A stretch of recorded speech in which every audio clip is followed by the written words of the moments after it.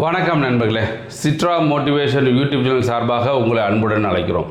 நண்பர்களே, இன்றைக்கி என்ன ஒரு முக்கியமான பொன்மொழி என்ன அப்படின்னா,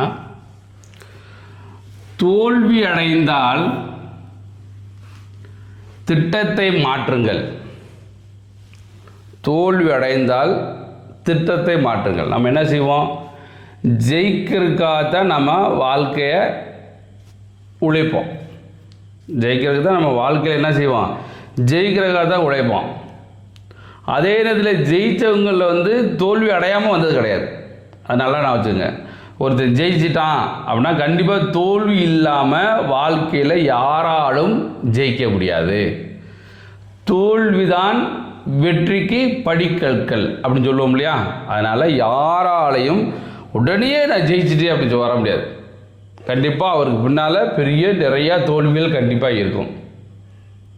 அப்போ தோற்றுக்கிட்டே இருக்கணுமா அப்படின்னா கண்டிப்பாக அதுவும் கிடையாது.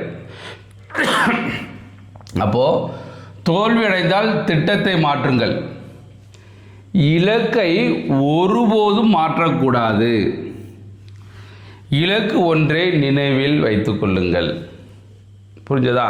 இப்போது நாம் நிறைய பேர் ஏன் நான் கவர்மெண்ட் வேலையை பற்றி சொல்லிகிட்டே இருக்கேன்னா, நான் அதிக நபர்களை ஸ்டூடெண்ட்ஸை நான் இந்த கவர்மெண்ட் வேலையில் படிச்சுக்கிறாங்களோ அவங்கள நிறைய நான் பார்த்துக்கிட்டு இருக்கேன்.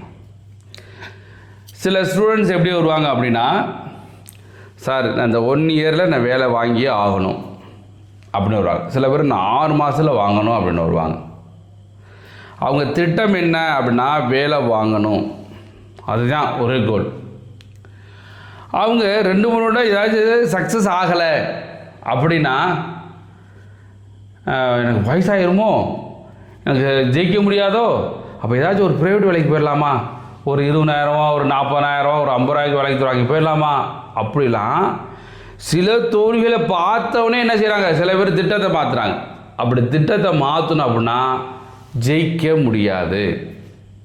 அதுக்காகத்தான் இவங்க சொல்கிறாங்க, தோல்வி அடைந்தால் திட்டத்தை மாற்றுங்கள், இலக்கை மாற்றாதீர்கள்.